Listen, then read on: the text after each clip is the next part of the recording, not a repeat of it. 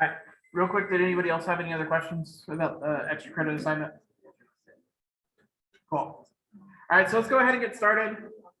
Going through our normal stuff here. Quiz 12 is due the same time it always is. Again, there's only 2 more of these left, and do remember, while you do have 2 drops, don't just not take the last 2 quizzes because it's not going to set you up for success for the actual test. And again, final exam is on December 10th. You'll have that extra credit opportunity that's due on the 3rd, and you have that connecting with biology assignment that's due on the 1st. I think 10 people or so have already done it. It's really not hard, and it's kind of fun. I saw somebody put in, they were watching, I think, a great egret that was just like sitting there and picking off brown anoles, which was really cool. And they even sent the video and stuff of it. It's really cool. So don't hesitate to like just go and get it done now. It'll make your life much easier later on. All right. So let's go ahead and get started with today's lecture. Now, up until this point, we focused really, really heavily on an individual organism or an entire species. We haven't really talked about the ecological implications. So how does a single individual interact with the rest of the world around it? Because obviously that matters just as much to most of biology, if not all of biology. So ecology is the study of interactions. Very simply put, ecology is the study of the relationship among organisms and their environment. How do they interact with each other? How do they interact with the biotic community, that sort of thing. And ecologists are going to study these interactions at a wide variety of different levels, everything from the population level, community level, ecosystem level, even potentially up to the biosphere level, accounting for all of Earth's kind of machinations to try to explain some relationships in these behaviors. Now, the big thing I want to point out is that a population consists of any interbreeding organisms of one species occupying the same area at the same time. So in other words, these trees, right? They're all in the same general area. They're all existing all at once. And they're all the same species, right? Now, where this differs from a lot of other things is where how you incorporate different species versus abiotic and biotic parts of the environment. So a community, for instance, is going to include all populations representing multiple species in the same region. So for instance, this community is now going to include every single living organism that's out there on the savanna. So it'll be your African elephants, the trees that we mentioned earlier, that sort of thing. And then finally, the ecosystem is going to add in that non-living abiotic component to it. So how does the water that's present affect that ecosystem? How does the rock structure? How does the soil type? All that stuff matters. And you can use that to inform how a community and an ecological system is going to be structured. And finally, that biosphere, which is all parts of the planet where life exists. So make sure you know these definitions fairly well. They're definitely, targets for something we'll talk about on one of the quizzes. So I love throwing this slide up here. That says something really, really cool. Now, each one of these dots is a single organism from a species level perspective on the landscape. And you can see very quickly how plants are going to be eaten by, the first level consumers, those, herbivores, which are then going to be eaten by carnivores that are eating them. And you can see how that carnivore might be eaten by that carnivore and so on and so forth. And see how quickly all of these connections are made. And you'd be amazed, but by removing a single connection, or even just a couple connections, you can collapse this entire system. All right. So quick review question here. Taylor wants to know how herbivores of different sizes affect the types of plants found in certain areas. What sort of ecologist is she? Is she a biosphere ecologist, an ecosystem ecologist, a community ecologist, or a population level ecologist? Which one? C, right? Community. Yeah, she's obviously not biosphere because she has a very specific population at a very specific set of time, right? That makes sense. She's not an ecosystem person because she's only focusing on those living components of the community. But she's not a population level ecologist either because she's looking at how herbivores and plants interact, which are two different populations, right? They're part of the same community, but they're separate populations. So that's why she's a community ecologist. Now, ecologists just begin by describing the population density. So a habitat is that physical location where members of a population normally live. Your habitat could be your dorm room, including maybe some of the dining halls and that sort of thing. Your habitat might be when you're home visiting your parents, just your parents' home. And now these things can scale vastly depending on what type of organism you're talking about. So for instance, if we're talking about an African elephant, you're talking about populations that could be spanning the entire continent of Africa, going from the north end to the south end. Incredible if you think about it, 5,000 miles, right? Or you could be talking about something like some of the gut microbiota that live in your stomach. They live in a hyper-specialized environment that is just for them. That's their habitat. It's a very small and specific habitat. Now, population density is the number of individuals of a species per unit area or unit volume of habitat. So you could say the number of elephants living on 10 hectares of land in Africa. That's how you could calculate that population density. So you need that both that number of individuals component as well as that how big is that habitat component as well.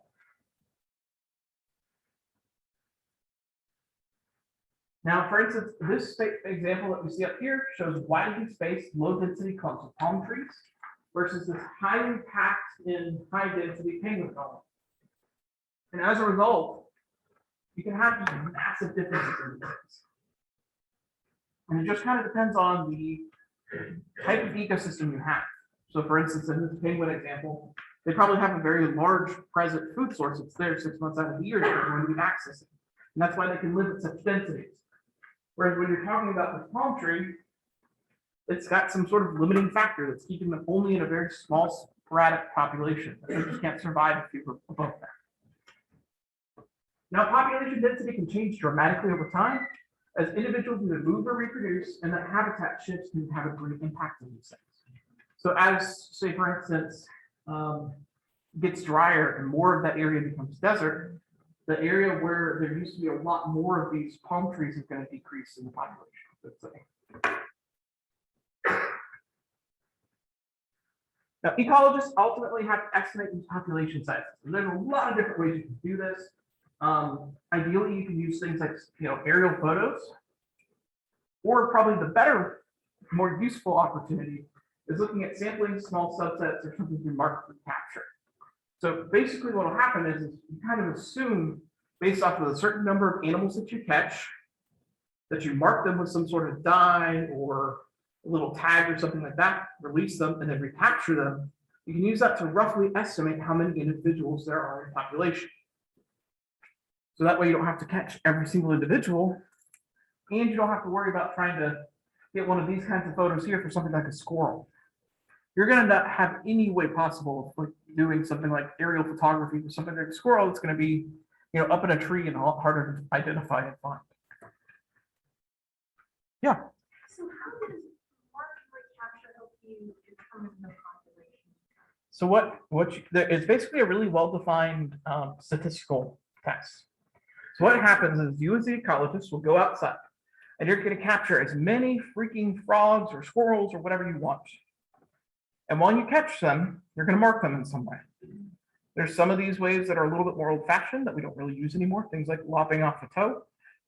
Or more often than not, you'll usually see some sort of non-toxic paint or something like that that'll get splashed on them so that way you can find them later. Then you're going to come back like a week later, potentially even longer, and you're going to go out and survey that same exact area and try to catch all of the animals again.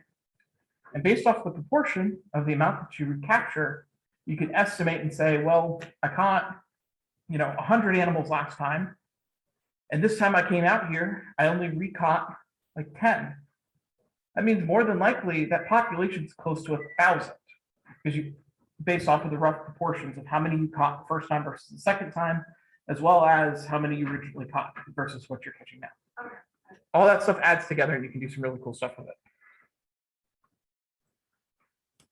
So why determine this population size number?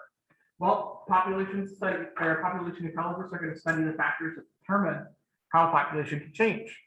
It's especially important in context of things like extinction or conservation issues, right? As well as things like invasive species. Like we need to know when these populations are growing, so we might try to kind of fix that problem. And you can use all this data to manage that population size.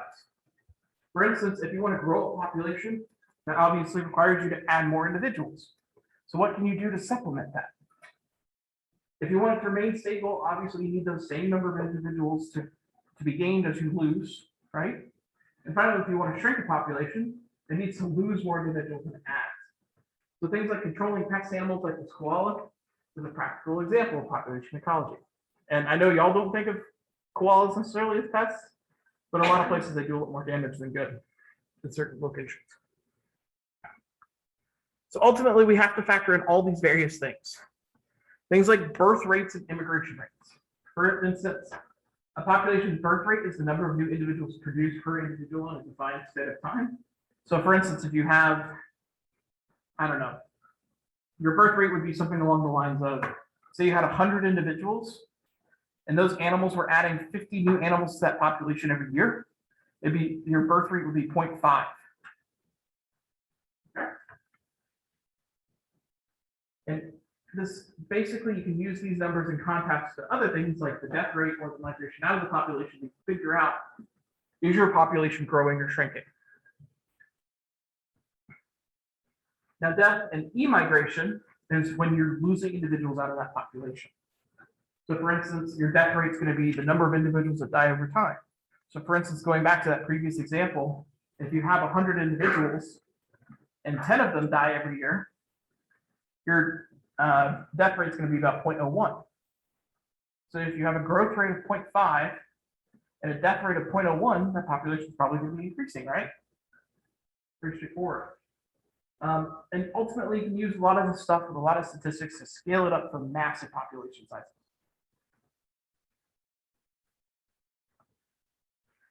Now, how a population is structured can help determine its birth rate and its death rate. So for instance, populations with many young reproducing individuals are likely to have really high birth rates, and therefore they grow really exponentially fast. Whereas the population with mainly older individuals that have a lower birth rate will be more stable over time or potentially even decline. And ultimately, you can factor all this information in here to create these life tables that show the probability of surviving to any given age. So in this example, researchers determined how many individual penguins will survive to a given age. So starting at year 0, you have 1,000 individuals. And just to get to year 1, you lost roughly 70% of that population. Now, once you're a 1-year-old animal, the amount that you're actually losing from year 1 to year 2 is significantly lower, right?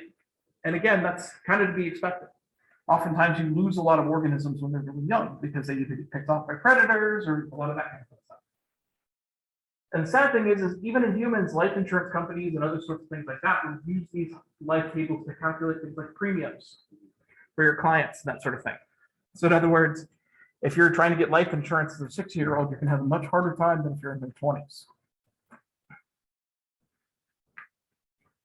And ultimately, you can use this information to create these survivorship curves, which are based off of these life tables, which is simply plotting the values from a life table onto a graph which produces this curve. Okay? You've got the number of years that that organism is alive versus the number of survivors starting at 1,000.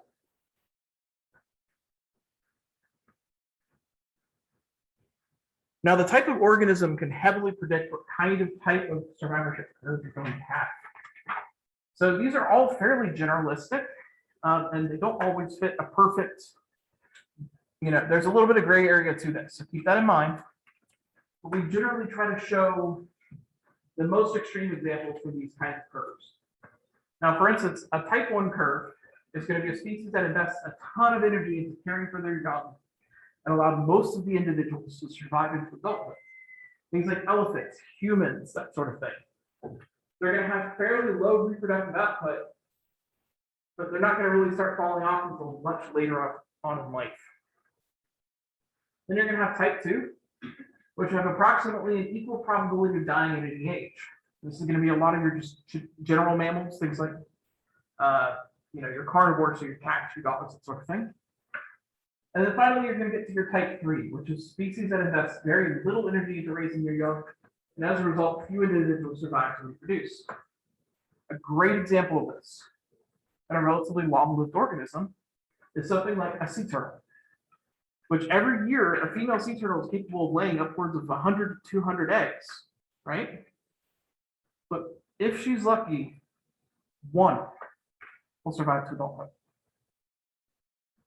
As a result, we consider that to be that type 3 type site, where you're going to lose a ton of organisms very early on, but you're not putting that much investment into each individual one. All right. So let's try this out. A female octopus is going to lay 200,000 eggs. When those eggs hatch, they're going to develop into larvae that drift for plankton, and many of these are going to be eaten by predators. So what kind of survivorship curve do you think these animals would have? By 3, right? It's just like that sea turtle example. Perfect. Ignore what said on the slide, that's fine. Now, ultimately, things like natural selection really influence these life histories. So a life history includes all of the events of an organism's life from conception to death. And by understanding how these things happen, when they're most likely to happen, all those kinds of things, you can kind of predict what kind of survivorship curves they're going to have, look at how they're going to invest in their offspring, all that kind of fun stuff. And the main focus of these life history analyses is the adaptation that influences the reproductive success. Finding what works for them and what's going to keep those organisms around on the planet, continuing to reproduce and move on to that next generation. Now, ultimately, organisms have to balance reproduction against other requirements. Reproduction requires extensive time and energy, ultimately decreasing an individual's ability to find food or evade predators, right? If you're out there looking for a mate as a male or trying to, use nutrients to put into egg laying or something like that as a female, you can't go out and find food, right? Or that food energy is getting used in other ways beyond just moving around looking for more food. Now, the timing of reproduction can also be extremely critical. Starting too early or waiting until too late decreases that reproductive success. So for instance, something that we're seeing a lot now with organisms that aren't doing well is they tend to be extremely long-lived. And they take a while for them to reproduce. Things like giant tortoises, which may not even be 30 or 40 years old before they reproduce for the first time. Things like elephants that often take until they're 20 before they can reproduce for the first time. And then it takes them 18 months to produce that offspring. So you can see very quickly how having that later timing in life can really radically affect them when they're being picked off by poachers or what have you. And it's not always the same. It doesn't always occur where it's those that reproduce later in life. If you reproduce too early, you may burn through all of your energy and die really quickly. Things like possums, for instance, often only live for like 2 or 3 years because they're putting so much energy into reproducing quickly and getting out. As a result, if she has one bad year, her potential possibility of passing on her genes to the next generation may be completely shot. Now, reproductive strategies are going to fall into general patterns where you're going to have these trade-offs between quantity and the quality of offspring. So in general, life histories are going to follow these 2 general patterns, either opportunistic or equilibrium. In other words, putting out as many freaking possible organisms into the world and hoping that one of them sticks, versus that equilibrium opportunity where you know that there's only a set amount of space for yourself and you're going to try to put as much energy into keeping yours around so that way it can potentially take your place. Now, species with those opportunistic life histories are going to produce many offspring. Things like weeds, insects, a lot of species with that type 3 survivorship curve, like you mentioned earlier, are going to have that opportunistic life history. And their strategy is to reproduce a shit ton of offspring as quickly as possible and hopes that maybe one of them will stick around. Because ultimately, right, if you want to keep yourself on the planet and keep your genes on the planet, you just need 1 to 2 in order for your genes to be passed on to the next generation. Now, with that equilibrium life history, Again, that's going to be organisms that produce fewer offspring. So again, stuff that typically falls on that type 1 survivorship curve. And their strategy is to reproduce a really high quality of offspring, but a smaller amount of them. So for instance, that grizzly bear may only have 3 to 4 litters her entire life, but she's going to spend 1.5 years raising them up. Or something like an elephant is a great example, where an elephant may only reproduce 2 or 3 times in its lifetime, but it's going to be raising that baby elephant for 3 to 4 years after having gestated it for 18 months. You're talking about 5 to 5.5 years worth of investment in training and just keeping that organism alive before you can then reproduce again.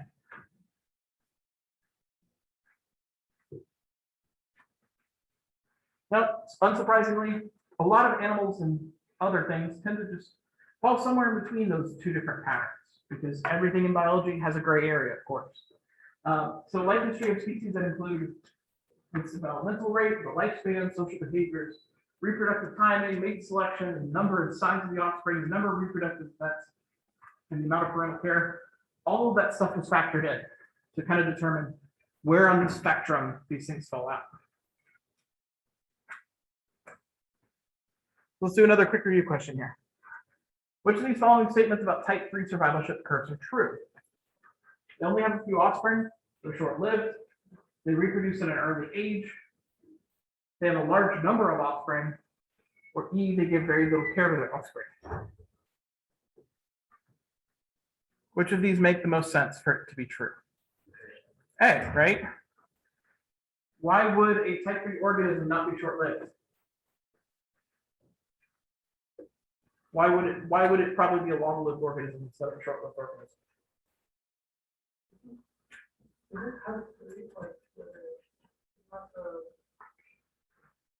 It's the, let me pull it up here.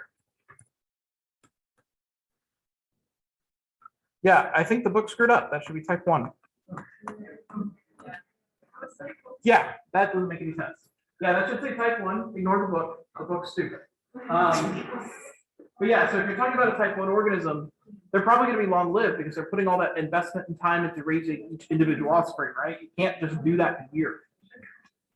Sorry, I screwed it all up. They're probably not going to reproduce at an early age because they're probably getting time, learning how to be an elephant or how to be a dolphin, that kind of stuff. They're probably not going to have a large number of offspring because it's more offspring to take care of and foster to that next level. And finally, they're going to have very little, they're probably going to give a lot of care to that offspring, right? Because they need to make sure they stick around and are able to survive. So yeah, ignore the book question. Now, population growth can be either exponential or logistic. So in other words, it can either just grow and grow and grow and grow and grow until it just stops eventually. Then, there's no more organisms. Or it can be this logistic curve, which is kind of this S-shaped curve. Now, tracking the population size over time reveals trends in these population growth rates. So obviously, you have these 2 very simple mathematical models to illustrate these general patterns. That exponential growth where it's going to have that J or an L shape to it, or that logistic growth where it's just going to have that S or a Z shape to it. Now, exponential growth rate increases over a given time period. So for instance, the seal population has been tracked for about 40 years. The growth rate as well as the population size continue to increase. And that population growth is exponential because, as you can see, that growth rate is just skyrocketing and skyrocketing and skyrocketing after every single year. So ultimately, this population growth is exponential. It's just like a typical exponential curve, right? And ultimately, in order for this to happen, it has to have where resources are unlimited. Obviously, that doesn't exactly happen very often. And arguably, what's probably happening with that seal population, like I just showed you, is that they were cleared out by either habitat destruction, hunting, that kind of thing. And now they're building back up to their original population, and they haven't hit what we call the K or carrying capacity for that habitat. So that J curve reflects that population doubling each generation, and thus the larger the population, the faster it grows.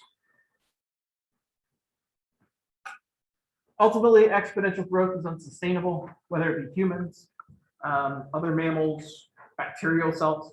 At some point, you're going to run out of resources. So species may multiply exponentially for a time, but ultimately it cannot be continued indefinitely because there are going to be some resources that eventually get depleted. So more often than not, a logistic curve is going to explain that better. Now, every habitat has some sort of carrying capacity. That maximum, that once you hit that point, you can't support any more organisms in this area. Now, as these population sizes increase and approach that carrying capacity, that growth rate is going to slow down. And usually it doesn't look nice and pretty like this. It's going to have a lot of noise to it, where you'll overshoot it initially and it'll drop below and it'll overshoot it a little bit more. And it kind of like then eventually evens out to where it's pretty close to that. And keep in mind too, that K value can fluctuate as well. Yes. Are humans an example of like exponential growth? It's like our population keeps increasing and we're gonna run out of resources. Currently, yes. And I'll put some caveats into that. So humans are kind of an interesting case. And we don't really follow explicitly what you see in a lot of other organisms. Because something that we have that a lot of organisms don't is the ability to innovate and change the environment around us. So in other words, we can alter our K much more than something like a dolphin or a gorilla or a chimpanzee can do. For instance, how many of y'all know that from like the 1980s until now, the amount of famine has dropped by like 90% in the world? Like we went from being able to not sustain what population we had in 1980s, and despite growing our human population by a couple billion since then, we're feeding them better than we used to. And ultimately, a lot of the famines that we have now have more to do with government corruption, where you've got specific bad actors that are keeping foods or funds from going to the people that need it, than it does with the actual availability of food itself. There's a reason Americans are really fat. Perfect example right here. But that's because food is available for us. And a lot of that has to do with things like fertilizing. Kind of gets a bit of a bad rap, but genetic manipulation of crops. We've been doing it a lot more since or before we started messing around with the specific genes itself. Like we've always been taking things like blueberries, or remember, for instance, I showed you all that example of that one crop that turned into everything from like cabbage to broccoli to all of those different things. That's all that genetic manipulation, that long-term artificial selection that allows us to get better yields with bigger food. And it's not always perfect, but we're able to feed the world a lot better than we used to. So that's why the human carrying capacity is a little funky. And to be honest, like humans can potentially do something, say in the next 100 years, that no other organism has ever been able to do. We can leave this planet.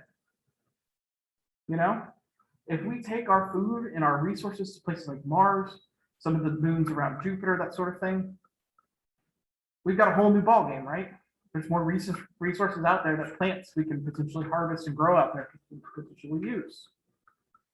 So keep that in mind when you're thinking about human growth, especially. It's not just because there's been doomsday scenarios since Paul Ehrlich especially really likes to talk about this, that humans are going to just hit a point and all start dying. Yeah, that happens where we have lost a lot of humans, but it has more to do with wars and disease than it ever has to do with hitting that carrying capacity. So just something to think about. Yeah. Not really. And to be honest with you, it probably changes so much, even almost at a daily basis. There's things like electricity, the kinds of crops we grow, all that kind of fun stuff just dramatically changes the ballgame.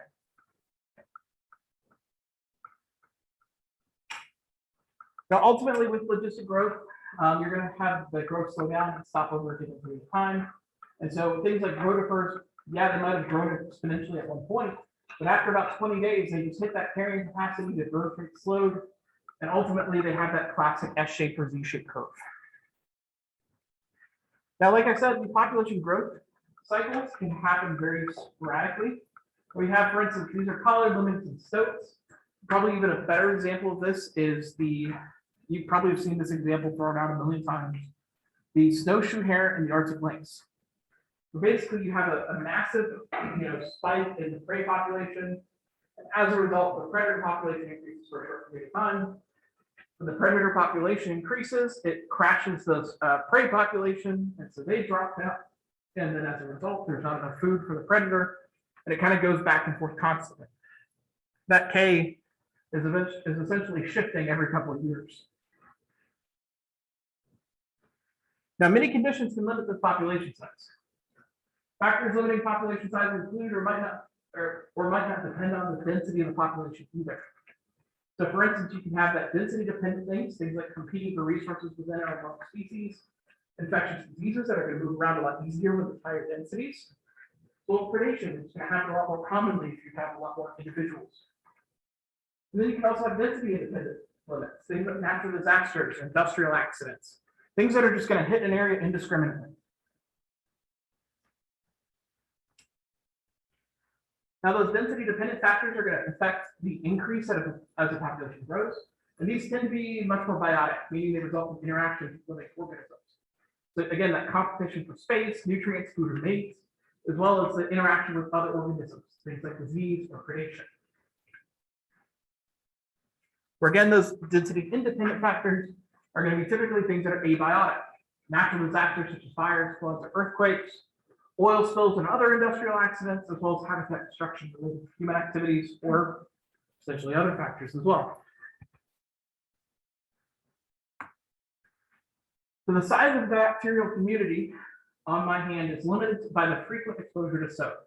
In this case, soap is what? Either density dependent or density independent. Independent, right? It's just broad swath wiping out everything. It's not going after certain groups. It doesn't matter how many bacterial colonies are in my hand at any one given time. It's hitting it, it's wiping it all out.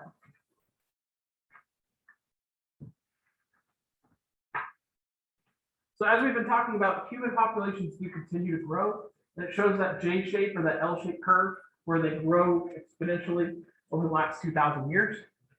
Like I was mentioning earlier, that famine that we were seeing in the 1980s, things like where they had the giant concert hosted by bands like Queen and all that kind of fun stuff that was featured in that Bohemian Rhapsody movie recently. That was all because of the famines that we were seeing in Africa and Asia at the time. But notice we've still increased 2.5 billion more since then. In other words, adding 50% more to what we already had at that point in time. And we're already feeding the world better than we were. So keep in mind, with humans, it does kind of get a little bit messy. Now, birth rates and death rates vary among human populations extremely wildly. Typically in more developed countries, you're going to see much lower birth rates.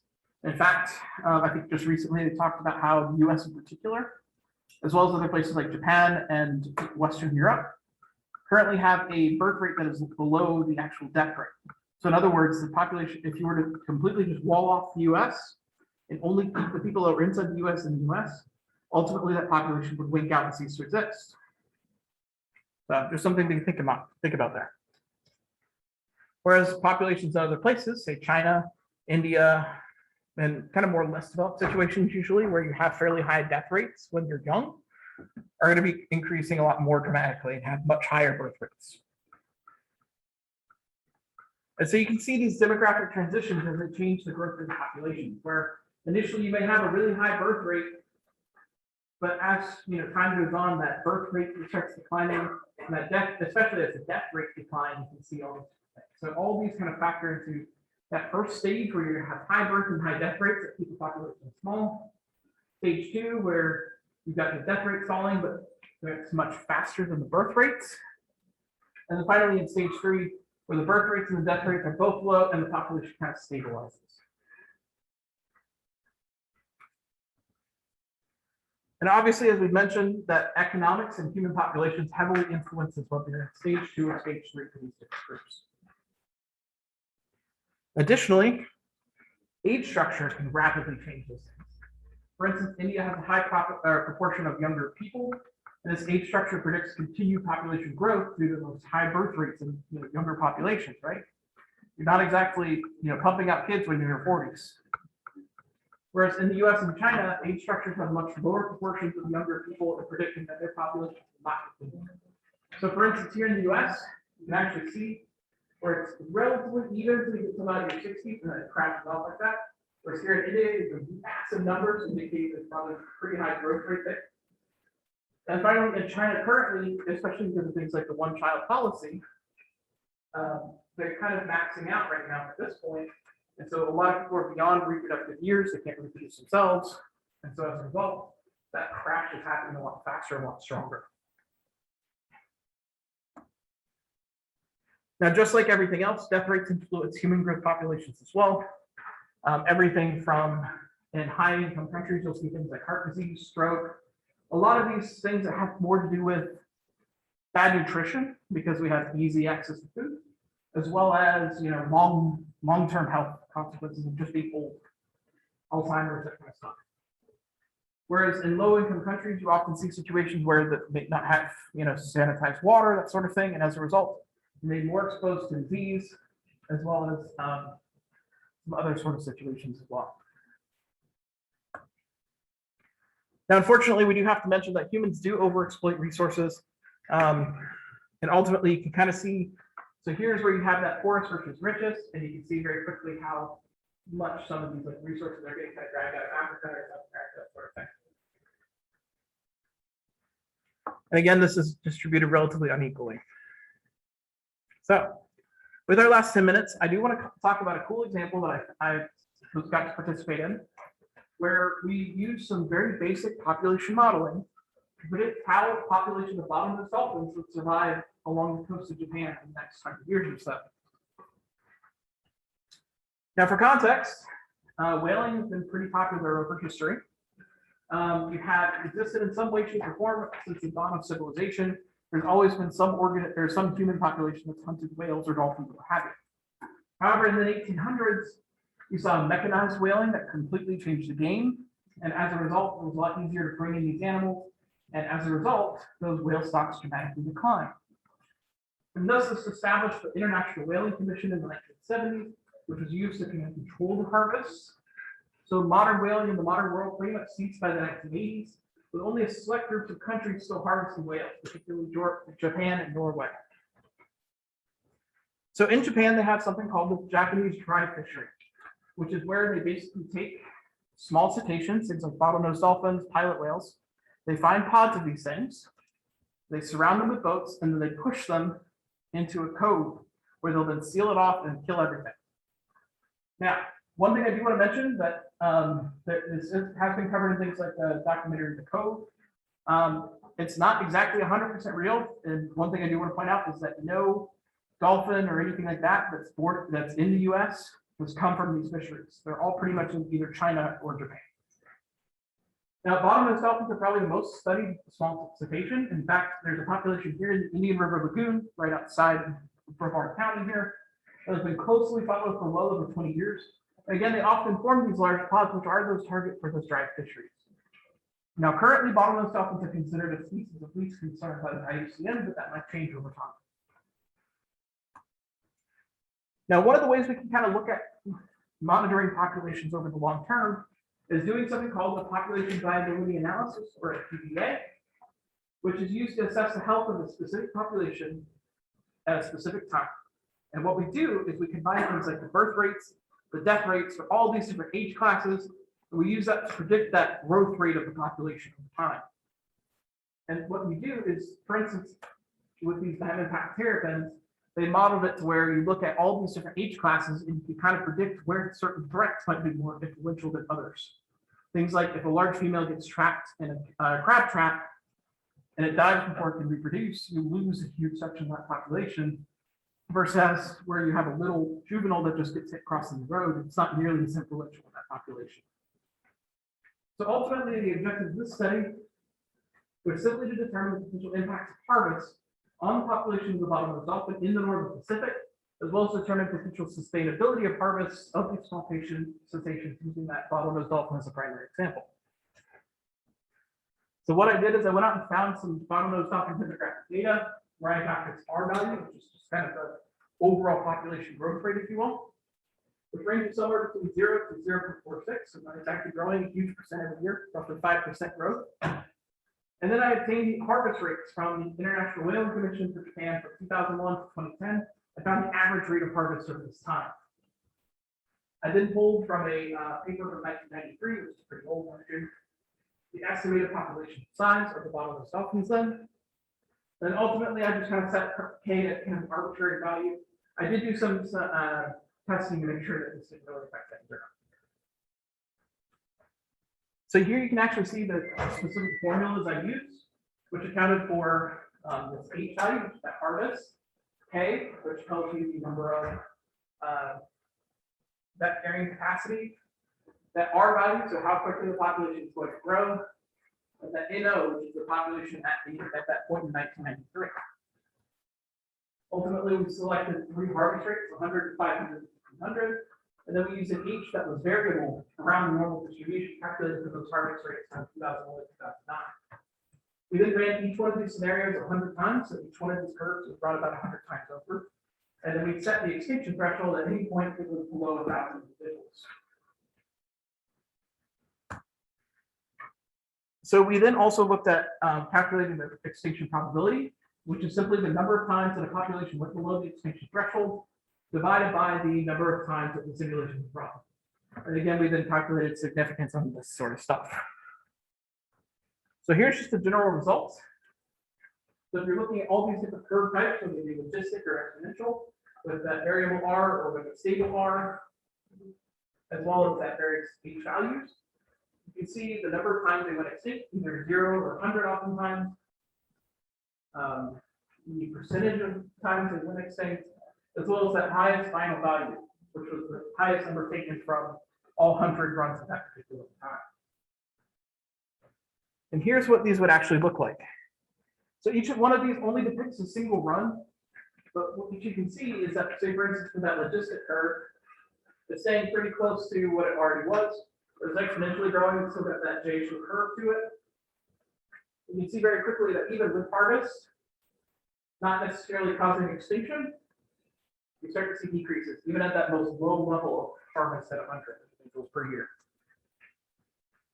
So if we increase this to 500, you start to see very quickly that these two curves are differentiating from each other. For these harvest, the non-harvest curve is rapidly decreasing from the harvest curves. And again, all these p-values basically say that, yeah, there's huge differences here, irregardless of it's deterministic or exponential. And finally, unfortunately, up to that 1500 mark, you saw that that population died out even in the exponential form around 30 years. Whereas here in the logistic, it dropped out sometime around 25 years. So in other words, basically, if you had that really high level of harvest, those populations were completely gone. So based on these models, the current practices of bottlenose dolphin harvest in Japan are unsustainable, even at those extremely low levels. And obviously, we do have some concerns with this model. The data is relatively old, particularly the population estimate. Because again, 1993 versus 2010, when a lot of that harvest data was being collected. And it relies on the assumption that the population grows at the same rate every year, which is not the case, as well as we didn't run any sensitivity analysis to determine if harvest was the main cause of decline or something else. Finally, potential research that can build on this is more demographic work is ultimately needed to define this current model, where we need better population growth rates that actually definitively define how well the population is growing in Japan, as well as actually defining what the carrying capacity is in the Japanese waters, using that to better inform this model than it currently is. All right. Anybody have any questions? Yeah. For the extra credit, psychosis, how does it work? Not really. Maybe they probably use but that or you know, just a subset one for your first